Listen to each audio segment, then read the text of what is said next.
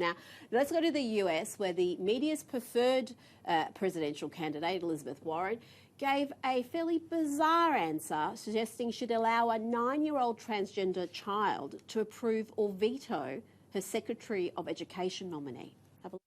It starts with a Secretary of Education who has a lot to do with where we spend our money, with what gets advanced in our public schools, with what the standards are. And I said, I'm going to have a Secretary of Education that this young trans person interviews on my behalf.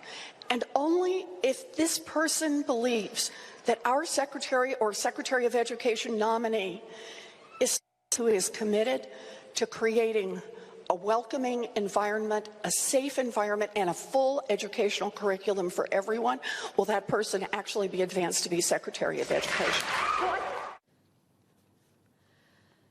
Now, everyone, of course, cheered because, you know, it's her event, but my goodness, I mean, these nominees are getting... She is one of the front runners. She's the media's preferred candidate. To be fair to Elizabeth Warren, almost the entire Western world in acceptable circles have contracted energy and climate policy out to a 17-year-old from Sweden that you know, doesn't have so much as a high school diploma against her name. So this is don't hate the player, hate the game. But suggesting a transgender child, and the suggestions that this particular child is one she's talked about before, who's only 9 years old, having them interview and have the power to veto a key position within her administration. Yeah. I mean, I'm lost at words at how crazy that is. Again, I make the point. These are people who can't stop saying, listen to the science, listen to the experts, yet they're perfectly happy to have stunts like this.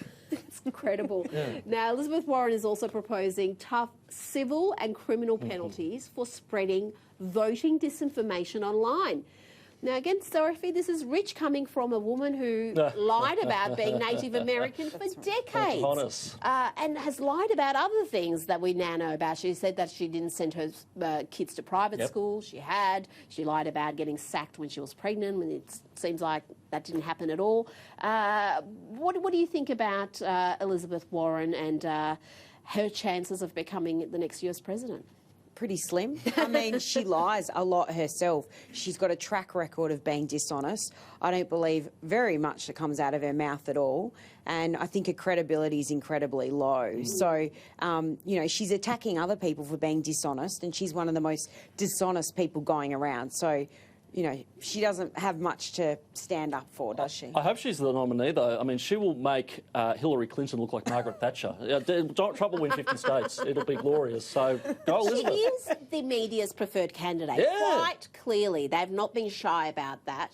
And anytime someone has a go at her, even her and Bernie Sanders had a bit of tit for tat recently, he was attacked for being sexist. There was straight away this defence from the media circles that you cannot criticise her. Now, remember, Donald Trump got criticised a lot for that Pocahontas jibe, but ended up, he was right. She got a DNA test, and she's not Native American, as she claimed, for decades. She put that on forms. It probably helped her throughout her career. Correct. She was proudly a woman of colour, despite being blonde and blue-eyed, and we now know it was all a lie. But she's being embraced by identity politics race peddlers. These same people who fly off the handle if you use the wrong pronouns are now embracing somebody who lied about being a woman of colour for decades to further her own career. I just don't see the disconnect there. But it's worth going to the substantive issue that Warren is complaining about, that is so-called fake news. Now, studies have shown that fake news is consumed by about 1% of social media users. It's spread by 0.1%. Basically, it is a scapegoat for people who still can't accept the fact that Donald Trump won the 2016 election. They still can't accept the fact that Brexit won in 2016 as well. They can't accept the fact that Scott Morrison won an election against all the odds.